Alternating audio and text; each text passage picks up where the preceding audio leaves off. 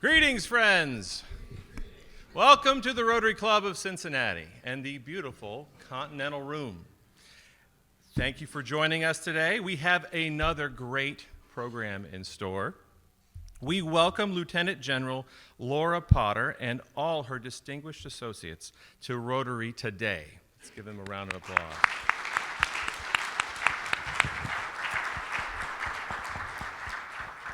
Based in the Pentagon, Lieutenant General Potter serves the Department of the Army as Deputy Chief of Staff for Intelligence, G2. Lieutenant General, thank you for being here. We very much look forward to your presentation.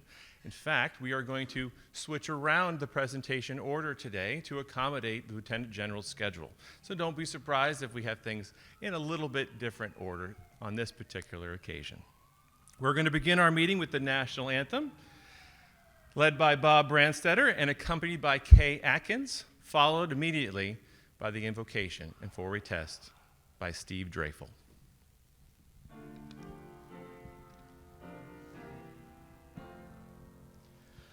Oh, say, can you see by the dawn's early light what so proudly we hail at the twilight's last gleaming, whose broad stripes and bright stars through the perilous fight o'er the ramparts we watched were so gallantly streaming, and the rocket's red glare, the bombs bursting in air, gave proof through the night that our flag was still there. Oh, say does that star-spangled banner yet wave o'er the land of the free and the home of the brave?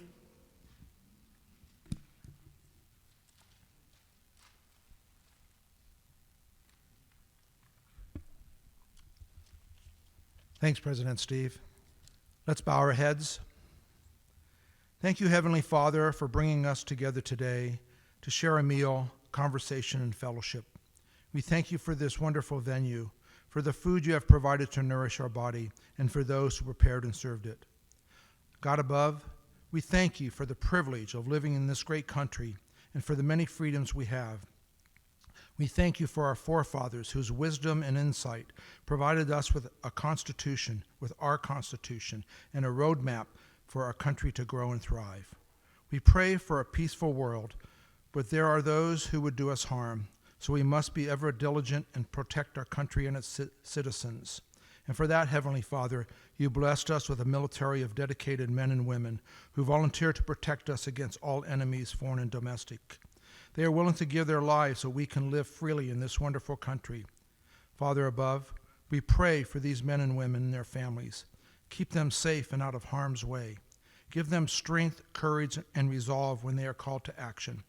We pray for those who are leading them, such as Lieutenant General Potter, that you provide them with wisdom, discernment, and courage as they are often called upon to make difficult choices. So thank you, God, for our soldiers, our sailors, our airmen, our Coast Guards, and our Marines, for they are truly examples of people who put service above self. Amen. And now please join me in reciting the four-way test of the things we think, say, or do. Is it the truth? Is it fair to all concerned? Will it build goodwill and better friendships? Will it be beneficial to all concerned? You may be seated.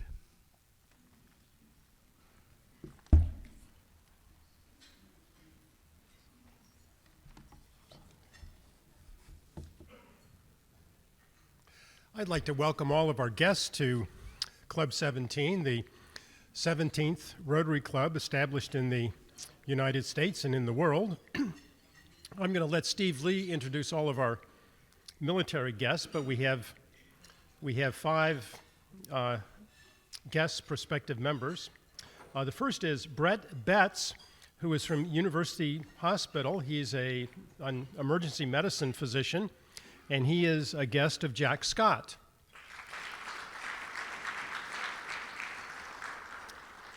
And then there is Elvia Price from the Red Cross, and she is a guest of Stephanie Bird.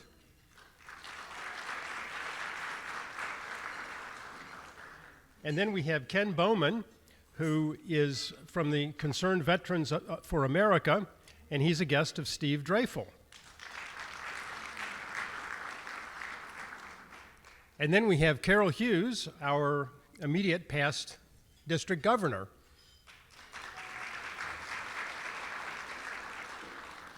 And I've saved for last my friend David Wiltsey, a pulmonary physician at Tri-Health. And David and I met when we were counselors at Rotary Camp Allen in 1967. David Wiltsey.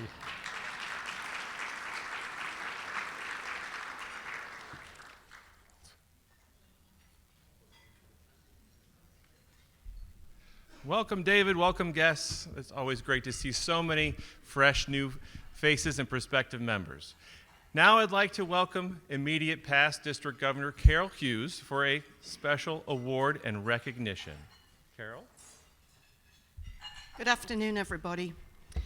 During your president-elect training, when you are in line to become president of your Rotary Club, you are asked to set some goals so that your club members have some input as to where your club is going, which direction you're going, what you're trying to accomplish during your year as president.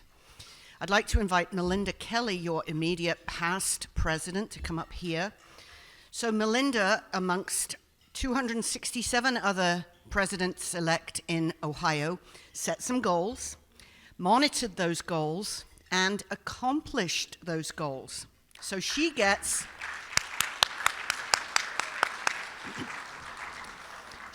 the award today. The marvelous thing about this is a very, and Stephen, you better be ready because you're up next year, I hope. And whoever's your president-elect, you better be listening because you've got to do this the year after. Only 5 clubs in our district, which is a little disappointing. 5 clubs received this award this year out of 47. So you should be very, very, very proud. This is what this certificate says.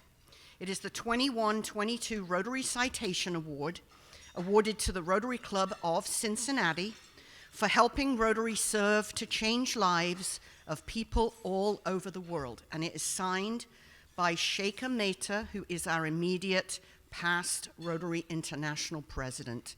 He's from India. I think you might have remembered me talking about him when I was here last year. But congratulations, Melinda. Well done.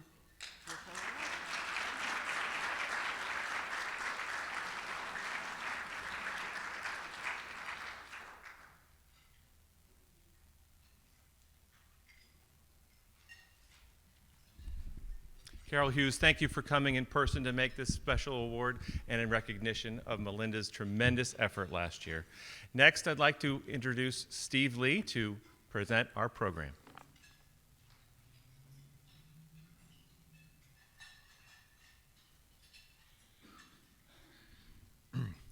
Thank you all for having the U.S. Army back again, and we're honored to be here, and you're such a distinguished crowd, and business leaders and leaders in our community. Today's speaker, Lieutenant General Laura Potter, when you talk about things happening by chance, this could be there, that this did, and some divine intervention was there as well. General Potter is our head of military intelligence in the United States Army. But also, she is a foremost authority on Russia, and I'd like for her to come up and speak, and after she talks, she's gonna have to exit to make the next spot that we need to get her to. But we're here, to largely, tell the Army story, and there's nobody better than somebody that is Deputy Chief of Staff and head of our intelligence, and I'll explain about where she's going and what this trip includes after she exits and members of the team.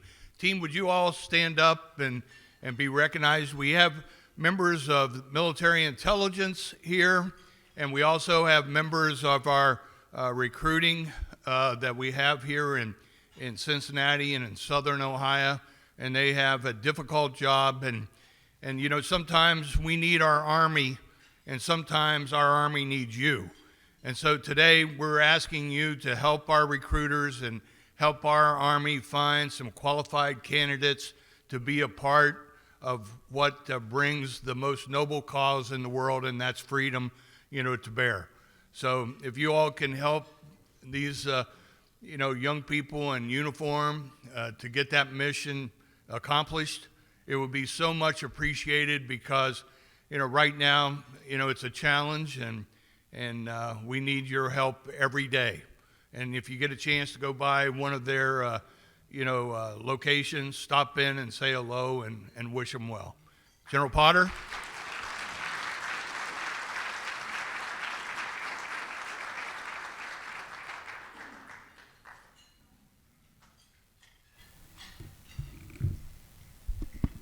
Thank you, President Steve and Steve Lee, for that kind introduction. Excuse me. And really more broadly, I want to thank all the men and women of this Rotary Club. As I was reading about the great history of this club and the fact that you are number 17 out of what I understand is about 33,000, what a hugely significant and prestigious organization this is. I was also very warmed to read about your vision and mission, and that you are all part of a club that is also grounded in values and a vision for what you need to do for both the organizations you lead and the service you collectively bring to our society. So thank you so very much. As Steve mentioned, we are in a period of time where you know, we are struggling with some of our recruitment challenges, and I think there are myriad factors that contribute to why that is. But you are an organization that can help us explain the American story. The people you see, the men and women you come in contact with on a daily basis, and I imagine some of your organizations have occasion to hire veterans of our military services, so you appreciate the value that they bring to your workforce. And I would say, as the 47th G2 of the Army, one of my responsibilities is to understand the threats globally that our Army may have to face. And I do that to inform Army senior leaders so that we have trained and ready forces to address any of those challenges. But I also do it so that they understand the type of men and women we need to bring in the Army and what challenges they might need to be trained to face. So I'm really honored to be here. I wanted to talk a little bit first about the Secretary of the Army and the Chief of Staff of the Army's priorities. So the Chief of Staff of the Army, General James McConville, has a consistent message when he talks to audiences about his priorities. So his number one priority is people. He has done an incredible amount of work in this space in terms of developing an Army people strategy. He and the Secretary have been very forward-leaning on putting forth policies pertaining to myriad things, whether that's diversity, equity, and inclusion, whether it's some of our talent management processes inside of the Army, and certainly how we acquire talent from young men and women across the Army is nested right inside that priority. And that is, in fact, what brought me here to Ohio on this trip. The Chief's second priority is, these aren't in order necessarily, but the next priority I'll talk about is readiness. Fundamental to the Army is that we have a trained and ready force. So when you think of what the Army has faced over the past couple of years, whether it's the number of uniformed soldiers in the active guard and reserve that have helped respond to the COVID pandemic, whether it is current operations in the Middle East, our withdrawal from Afghanistan, certainly everything that you have seen relative to the war in Russia-Ukraine when it comes to the military that we've sent to Europe to increase the posture over there to assure and deter, to assure our allies and partners and deter Russia from threatening NATO nations, and to assist Ukrainians, as I'm sure you have all been watching very closely.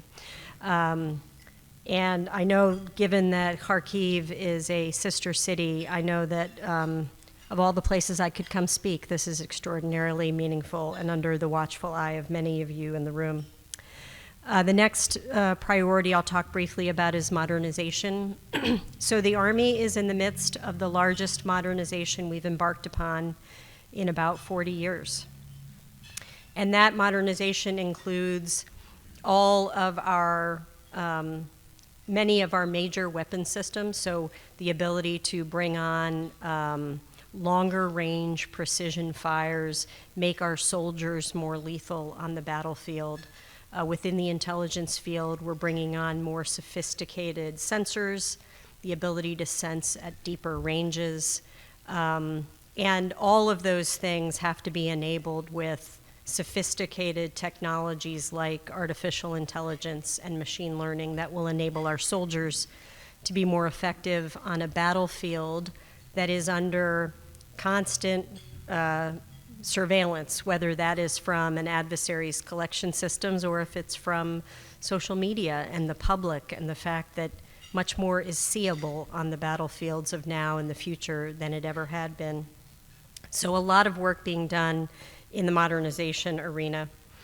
The Secretary of the Army, the Honorable Christine Wormuth, she's the 25th Secretary of the Army, and she has set out some objectives that help guide the force, and I'd just like to talk about a few of those. The first is putting the Army on a sustainable strategic path. So this is the idea that we build, man, and equip an Army that over the long term we can also resource in a sustainable manner. She also wants to ensure that the Army becomes more data-centric and can conduct operations in contested environments. For many decades, our Army has been used to not being contested in the sophisticated way that, say, Russia or China can contest us in the information environment. So she's very focused on making sure we're more data-centric, and that is our warfighting capabilities and how we use that type of data, but it's also equally our business processes and some of the other peacetime data requirements that we have in the Army.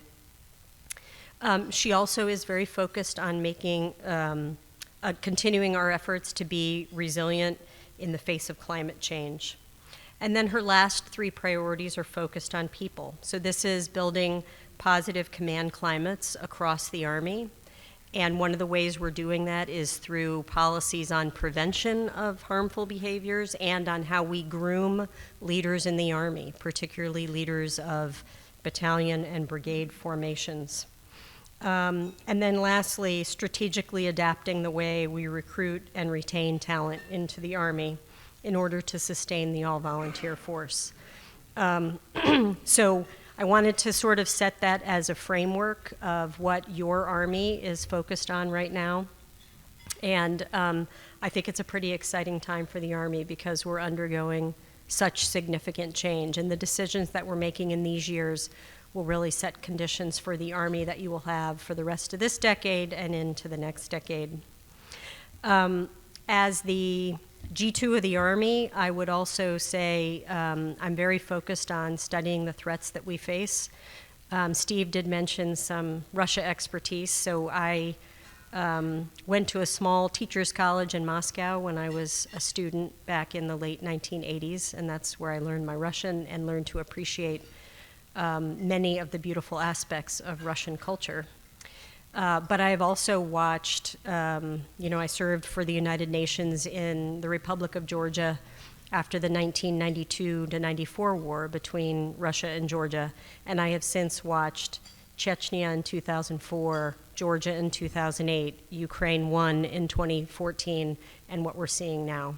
So this has certainly been a multi-decade campaign since the end of the Cold War in terms of Russia's desire to reverse some of the outcomes of that immediate post-Cold War era. So I'm happy to talk about that. We also spend a significant amount of time analyzing China as the strategic threat to our nation.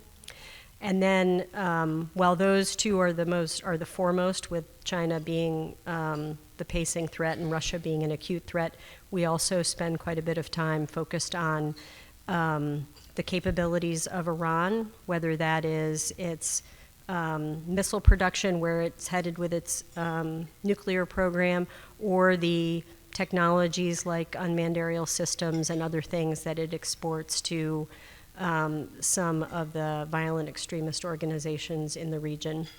We're also closely watching the missile program and testing program in North Korea, as well as violent extremist organizations in not well or ungoverned places, not exclusively in the CENTCOM and AFRICOM areas of responsibility, but primarily.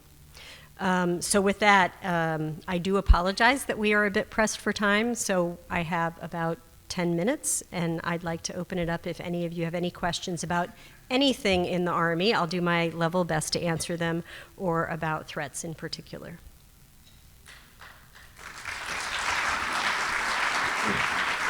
Yes. Yes, General. I was wondering about, right now we hear Putin talking about using nuclear weapons, which is greatly concerning, I think, to us. And could you speak to that a little bit?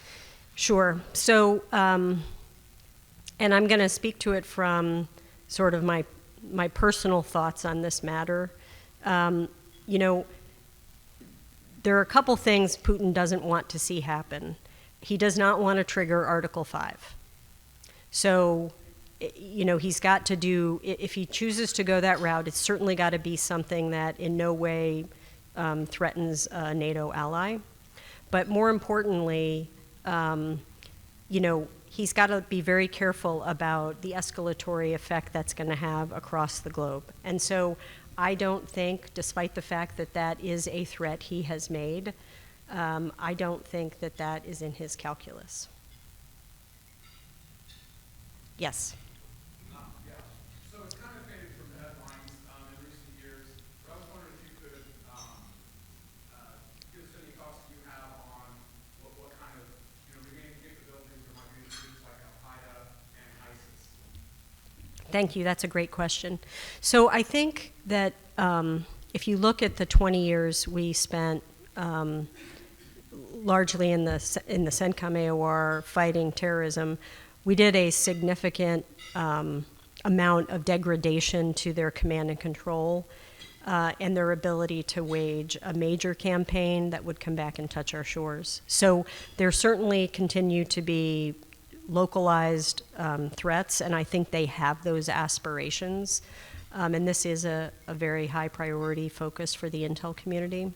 But we did a significant job to degrade that leadership aspect of those organizations, and it'll continue to be a focus area for sure. Yes? Can you comment on Taiwan? It just seems to me, because of the distance, the size, it would be very difficult to defend. What are your thoughts? So I spend most of my time looking at this through the threat perspective.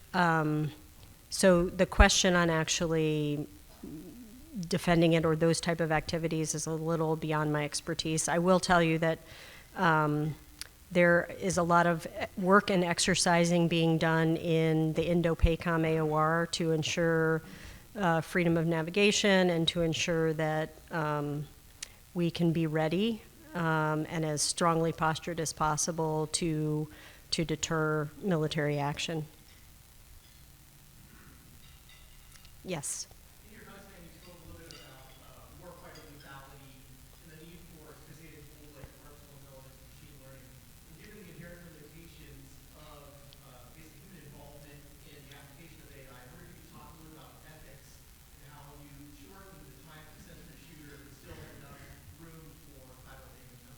Yeah. So that is a great question. What we're focused on in Army intel modernization when it comes to AI and machine learning and sensor to shooter. So on the one hand, we want to make sure we can use those applications to make our analysts as efficient as possible. So if you think of the huge volume of intelligence, whether it's sophisticated or open source intelligence that our analysts have to sift through, some of the AI and machine learning tools are intended to make us more efficient given that volume of data. And that could be AI and ML tools at the pointy end of the spear where the sensors are, or it could be in an analytics center where the actual analysis is being done. And any one of those advancements is going to decrease the sensor to shooter timeline.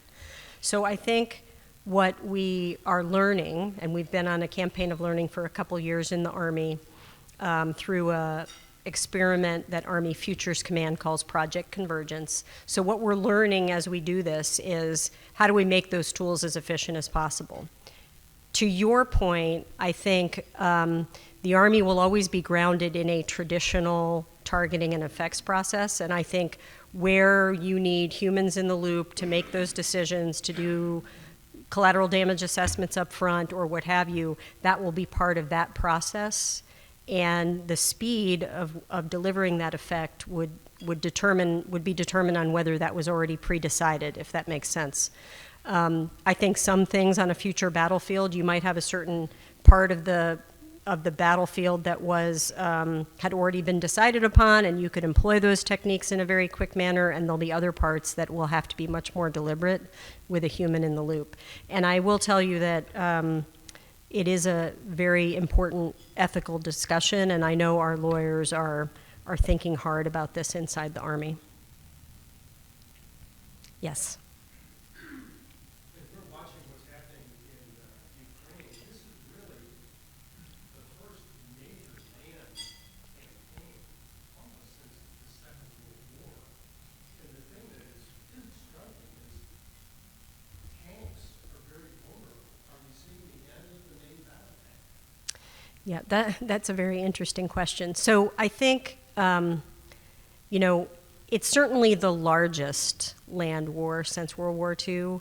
But as I think of the map of Europe, we have Nagorno-Karabakh, we have two parts of Georgia that have been sort of set in frozen conflict. We have a sliver of Moldova in terms of Transnistria. So really, since the post-Cold War, there's been a sort of consistent drumbeat of a lot of things going on in Europe. I think we have to be mindful as a military of the threat from unmanned aerial systems to our armored formations.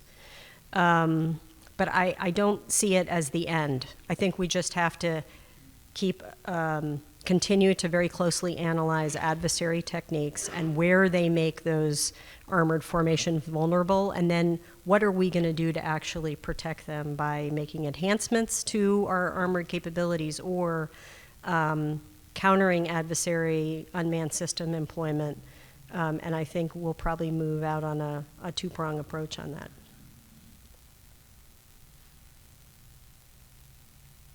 Yes? At what point does the Army coordinate with efforts with other military services? Like Taiwan, for example, is an island. You have to be pretty far along in your efforts with the help of the Navy, the Air Force, and everybody else, right? Yeah, that's a great question. So out in the operating force, so with Taiwan as an example, we're talking about Indo-PACOM, or in the Russia-Ukraine situation, U.S.-European Command.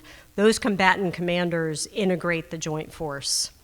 And the Department of Defense is very focused on joint warfighting concepts and how we combine joint capabilities for the maximum deterrent value in peacetime and lethality should we go to combat.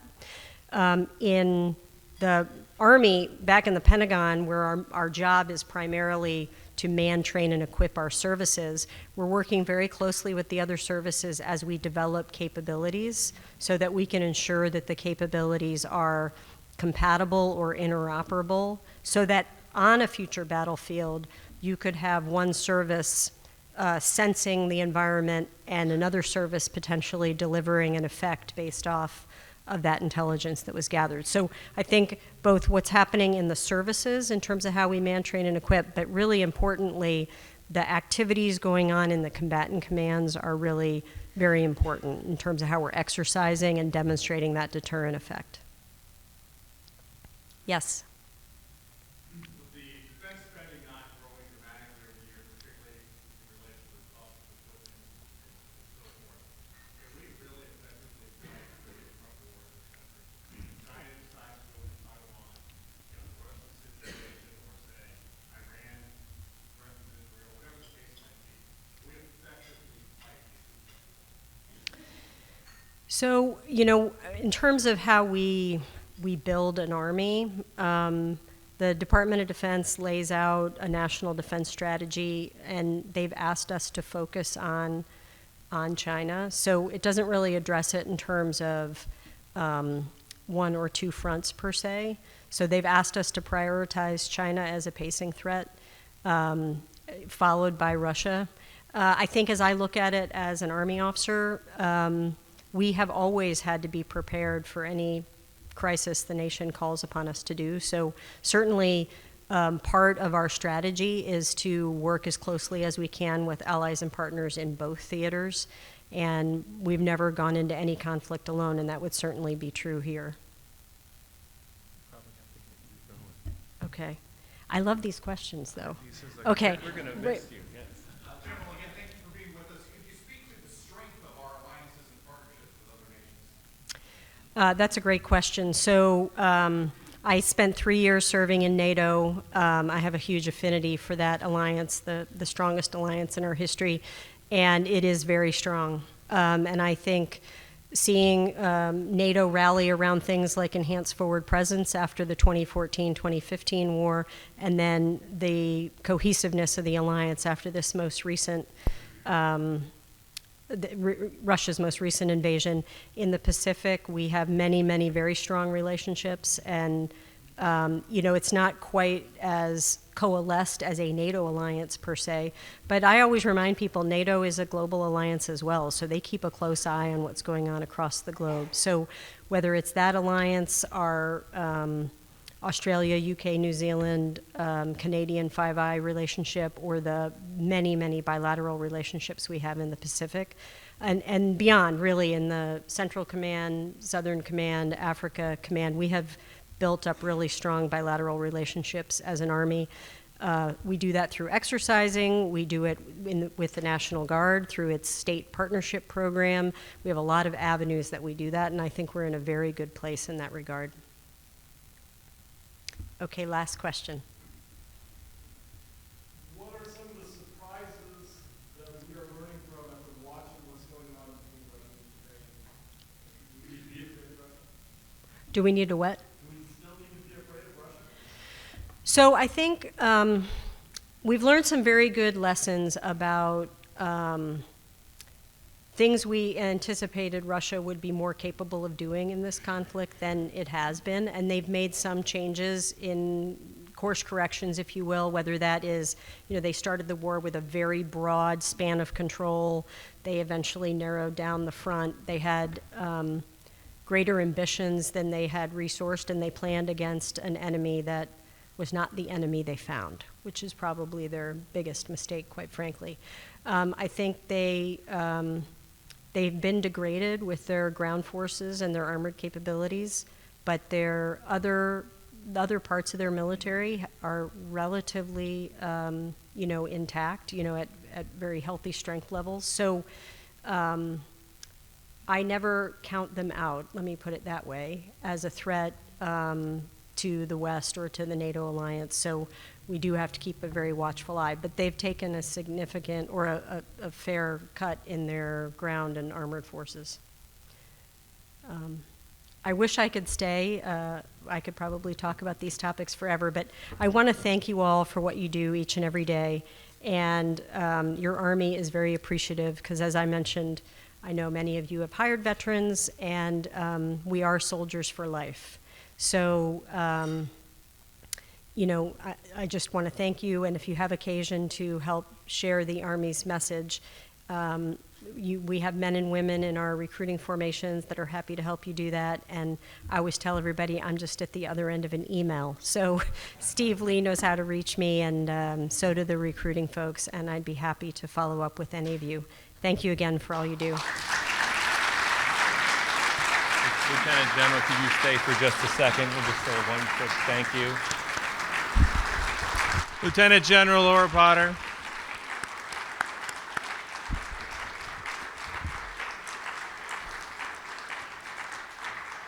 We greatly appreciate your presentation here today. We could have you for another half an hour. It would be delightful. I'm sorry we can't, but we're delighted that you're making Cincinnati a stop on your tour, and we want to say just a word of thanks for your presentation here today. Thank you for your service to the Army, and thank you to the service in protecting our nation. You mentioned a number of challenges that the world is facing, and clearly, you are facing those challenges with resolve and action and service, and like you, we think that we should face the world's challenges through service, and our motto is service above self, and in recognition of your service, we want to share a small token of appreciation, which is a Rotary Club of Cincinnati coin. It has Rotary Club of Cincinnati on one side and the four-way test on the other. It's our way of living service above self. And in addition, we're making a donation to the End Polio Now campaign in recognition of your presentation to try to stamp out that dreaded disease once and for all. It's a 4-decade effort, and we're this close, but we need to redouble those efforts for the final push. One more round of applause for Lieutenant General Laura Potter.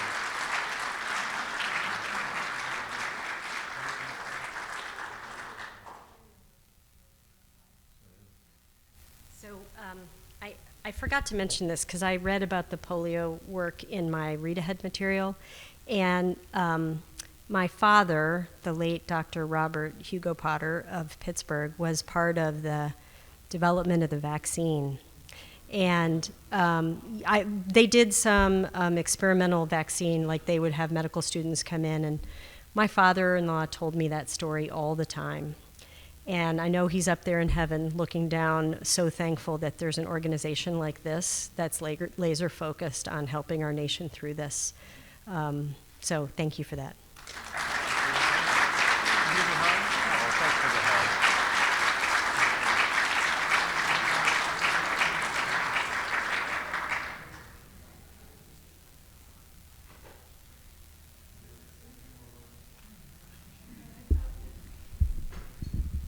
Just let you take over.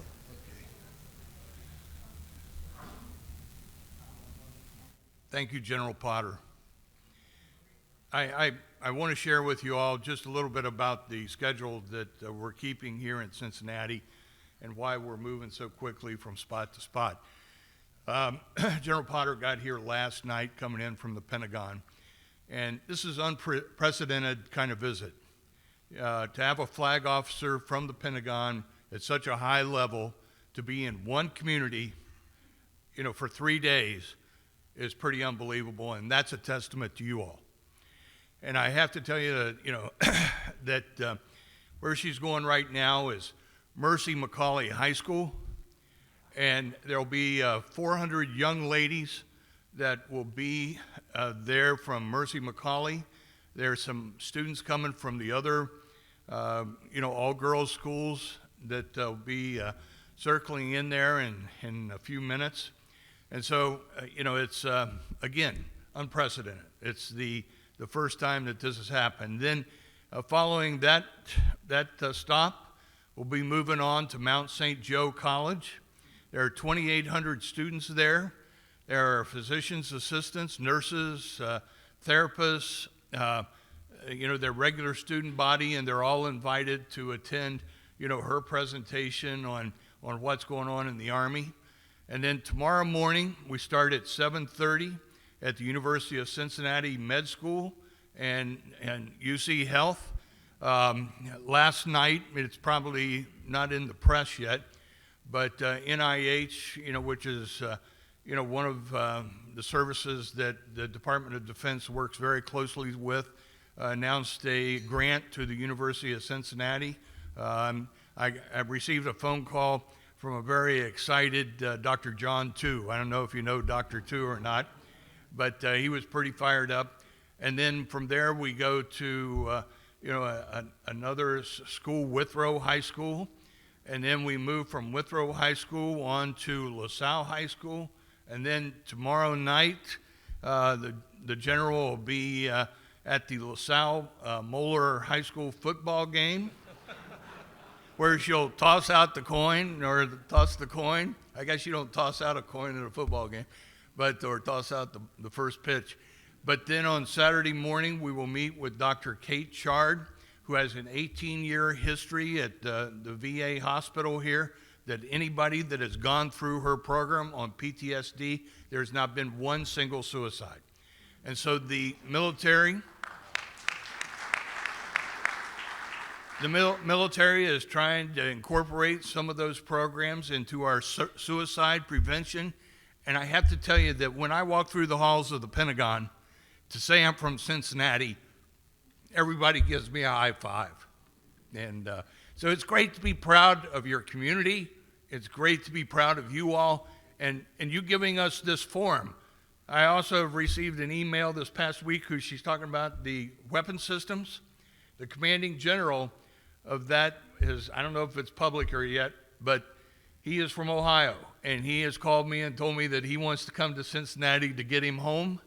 And so then the deputy commanding general that Colonel Gambacore and I had the pleasure to meet with here back in April, he's going to be coming to the University of Cincinnati, and we have a retired colonel that's been at UC on cyber security and on cyber issues. It's been here for 3 years, and we're looking at doing some things there and recruiting some of new cyber soldiers. And so, UC, Xavier, all the schools, the high schools here, they are where we're looking to help build the Army. And so we need your help, your support, and the general, everything has started right here in this Rotary Club.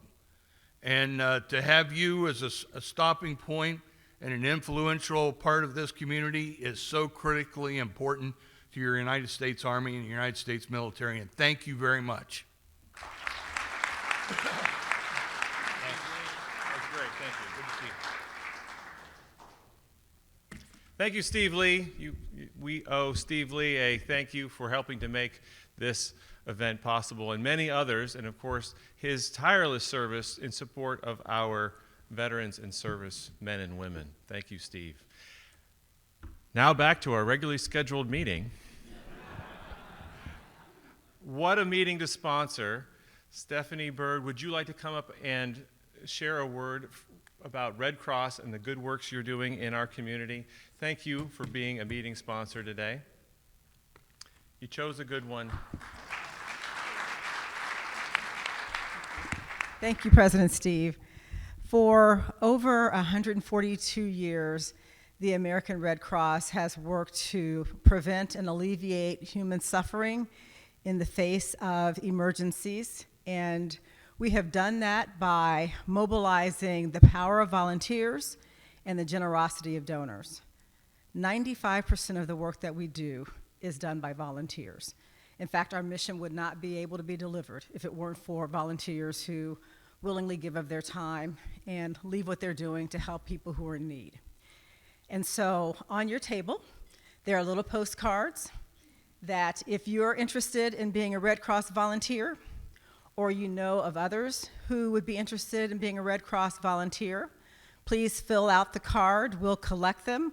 Or after this meeting, if you think about it or others think about it, please email or go to www.redcross.org and click on volunteers, and we'd be happy to talk with you about what position within our organization makes the most sense for you. And this video will tell you a little bit more about our mission. Thank you.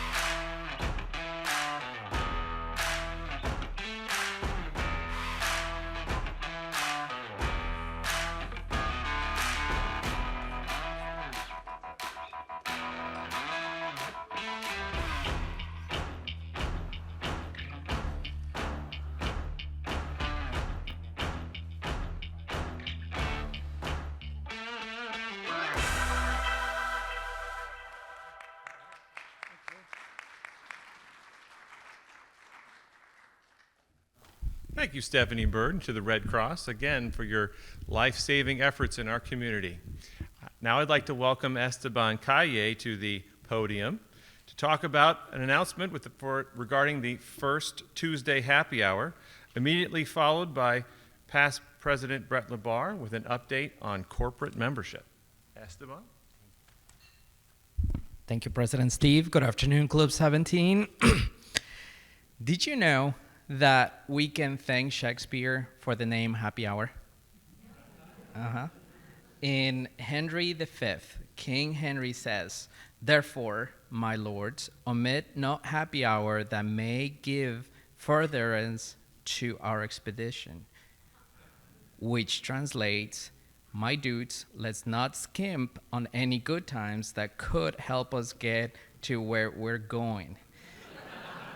While Shakespeare didn't coin this word pairing, he probably did ensure its durability.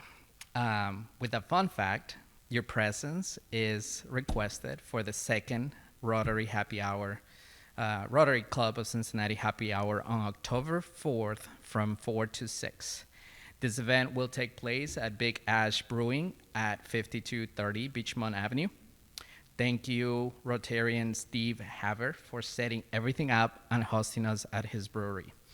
The first drink is sponsored by Rotarian Ed Mathis with Republic Commercial Real Estate. Thank you, Ed. Yeah. Please join us for fellowship and networking. Bring a friend, a prospect member, a client, etc. Take a flyer home. I believe we may have some outside. If not, we'll email you. Yeah. RSVPs, if possible, using our DAC portal. If you have any questions, please let me or our office know. Looking forward to a great event. Thank you.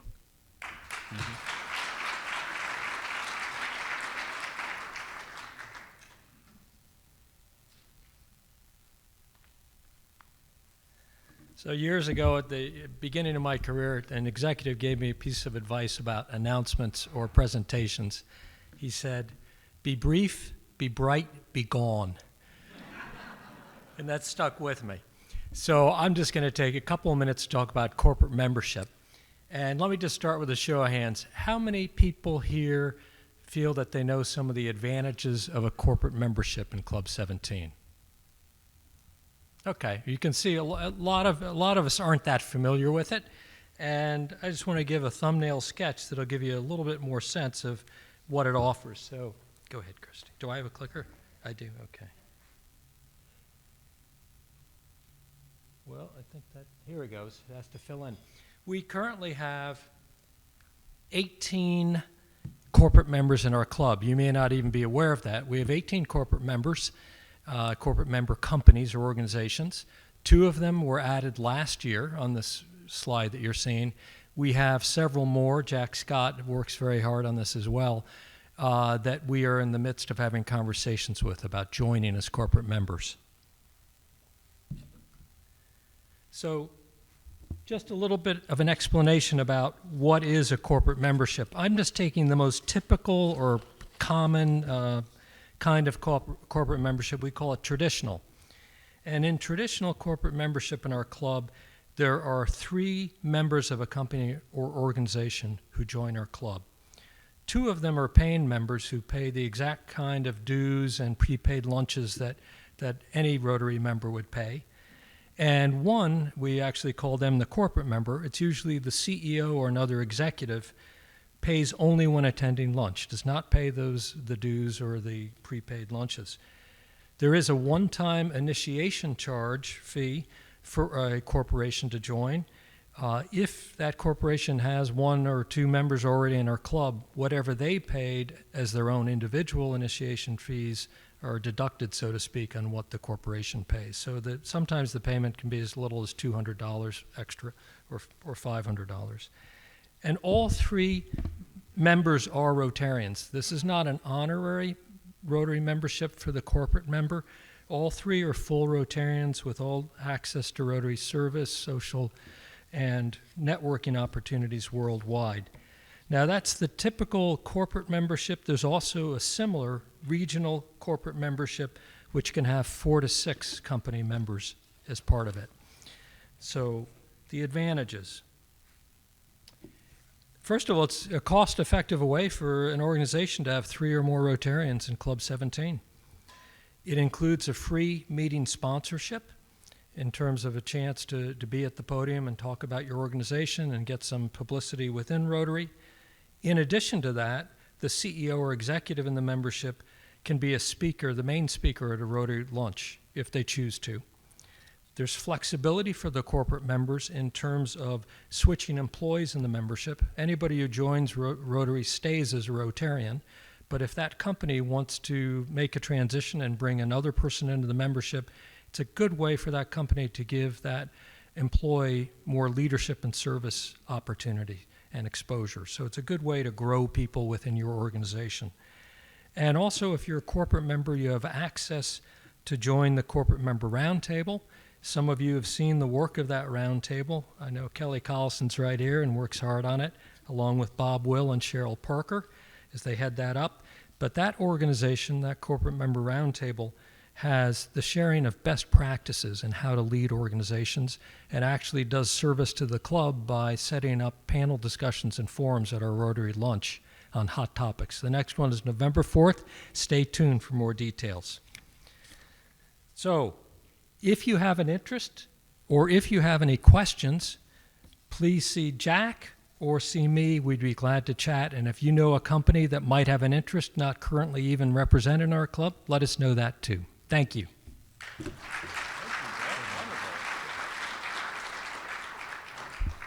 Brett, thank you for your efforts on corporate membership. It has been a huge boon to the club. And Jack, thank you for your continued leadership in this area. This could be a great avenue to continue to deepen our relationship with the business community, downtown Cincinnati and beyond. One other comment to make about the Tuesday happy hour, Esteban. Ed Mathis, as you may know, is a member of this year's class of 40 under 40. And Ed, well, yes, and Ed has invited the entire class to join him at Big Ash Brewing for that Tuesday happy hour. So if you'd like to network with some of the up-and-coming leaders in our community, please RSVP through the DACDB site. I have several announcements, and Brett, they will not be brief. Unfortunately, I cannot be gone that fast, but they are important announcements. We still have time. I will make them as quick as I possibly can, but they're important. First of all, Rotary After Hours is back. Rotary After Hours is tomorrow.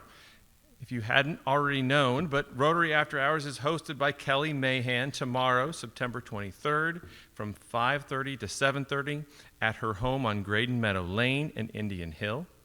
Attendees should bring a beverage of choice and an appetizer or dessert to share. For anyone who is not familiar with Rotary After Hours, it's a casual Friday party hosted by one of our members. Bring your spouse, bring guests. It's a fun social time for the club.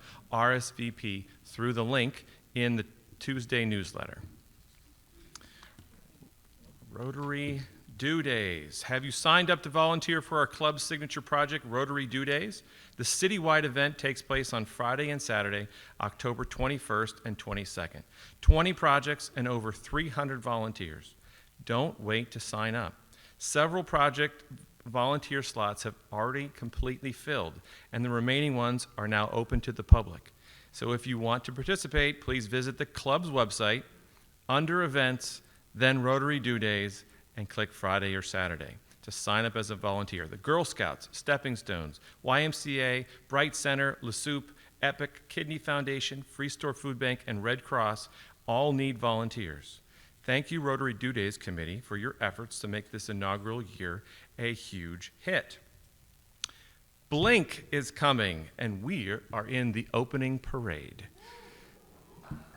Join Club 17 as we participate in the Blink Opening Night Parade in the Central Business District. We're permitted 50 participants in the parade. Registration is first come, first serve. Spouses and children are welcome. Blink has supplied us with light-up prefabricated kits. We will line up at 5:30. The Blink parade will then kick off at 7:30. The day is Thursday, October 13th.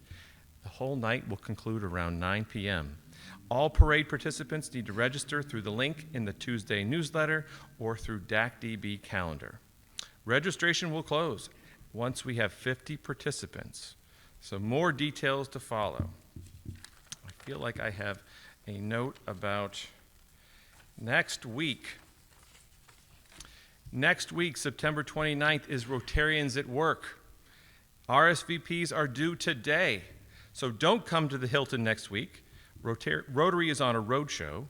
Rotarians at Work is a choose-your-own roadshow adventure. Co-chairs Brad Green and Kelly Crow have organized 5 roadshow locations, 4 of which are still accepting RSVPs. Locations include the Salvation Army in Norwood, Cincinnati Type and Print Museum, YMCA of Greater Cincinnati, the Central Parkway branch, and the Cincinnati College of Mortuary Science. A day of vocational fellowship allows for smaller groups to meet at multiple locations and provide the opportunity to get to know other members on a more personal setting. Each group of Rotarians will arrive by noon and finish by 1:30. A box lunch will be provided for each attendee. Christy has flyers. If you raise your hand, she'll deliver you a flyer, but RSVPs are due today. A word of thanks. Shout out to Rotarian volunteers for the CET Action Auction. It was the 10th year our club has supported and sponsored the auction. Special thanks to Richard Lajeunesse, who served as the auctioneer of the night, and volunteers Bob Miller, Bafor Archery, Jeff Weir, Michael Schatzman, and Kay Atkins. Shout out to Deborah Schultz for organizing the events. Thank you, Deborah, on Zoom.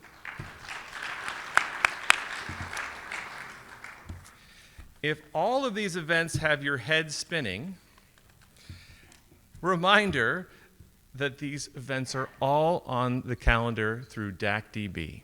So if you lose track of which event is happening when, go to DACDB and sign up. The links are all available through the Tuesday newsletter. It's by far the easiest way to keep track and to let your host know if you're going to be able to attend. Lastly, Family of Rotary, the Ohio 500 for 2022. Who are the most influential people in Ohio? Ohio Business Magazine has recognized 500 Ohioans who are truly working to make our state great.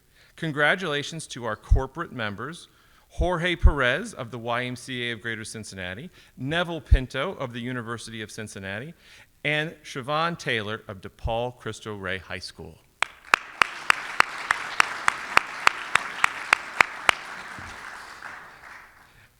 And finally, please congratulate Rotarian Marita Wade on her Miss USA Prime Division 4 pageant win. Way to go, Marita. So, reminder, don't come to the Hilton next week. Sign up for Rotarians at Work. It's so much fun. We have 2 committee meetings immediately following this. Women in Rotary, Boardroom 4 on the mezzanine, World Affairs Committee in the Julep Room on the 3rd floor. Make it a great week. Well, hey, you missed, you guys are calling me out on Split the Pot? I wanted to keep the $34. So, you're going to have to trust me on this one. I'm just going to pick one from the bottom here. All right, the last 4 digits are 8369. $34 goes to the winner. We have a winner, Joe Seal. All right, Joe Seal, you're pulling for $568. Looking for the Queen of Hearts.